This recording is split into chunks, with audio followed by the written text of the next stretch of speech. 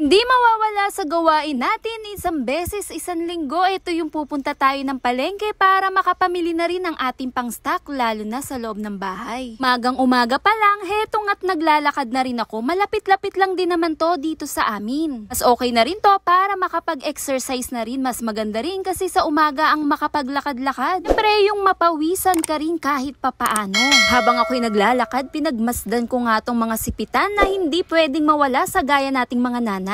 Kailangan natin yan lalo na pagdating sa mga oras ng paglalaba, lalo't ganito ang panahon, abay buhos talaga ng ulan, kailangan natin ng maraming sipitan. At heto nga, bumili nga ako ng tahong na kay sarap-sarap at napakalaki din talaga. Habang ako'y naglalakad, heto nga't nakita ko si Romina, namimili na rin at nagkasabay na rin kami dito mismo sa loob ng palengke namin. Dito lang din naman siya malapit sa amin. Nga dito sa baba, nagkaiba na rin kami ng dadaanan dahil ako'y bibili na rin ng aking kailangan. Din talaga sa pakiramdam pag nabibili mo rin yung mga gusto mo. Siyempre yun, tama lang din talaga. Alang din ng iilang pirasong kailangan ko lang din at pagkatapos ko nga dito, bumili na rin ako ng ibang pang isda. Talaga sa pakiramdam pag maaga ka nga nakapaglakad-lakad at syempre umagang-umaga, eto yung mga sariwa pa rin talaga ang mga bilihin. Talaga pag sariwa pa yung binili mo, yung manamis-namis din talaga ang datingan niya.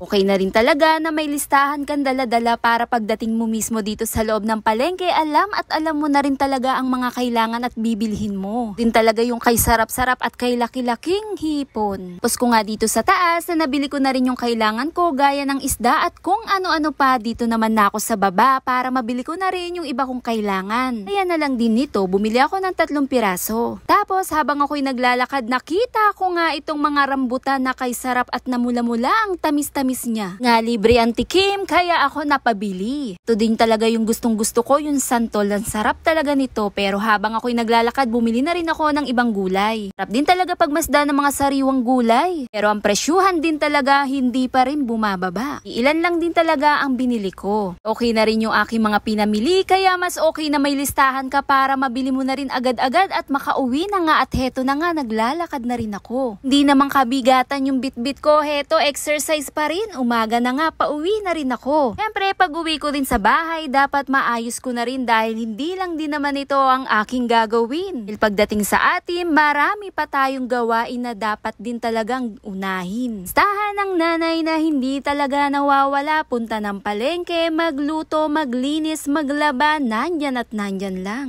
Ganon ang gawain natin sa pang-araw-araw at heto na nga yung aking pinamili. Pag tayo namang gumalaw, pag kumilos, tapos na rin. Para sa akin, maganda umaga pa lang naglalakad na para mapamili mo na rin yung kailangan mo lalo sa loob ng bahay. Iba din talaga sa pakiramdam. Yun lang! Follow for more! Bye!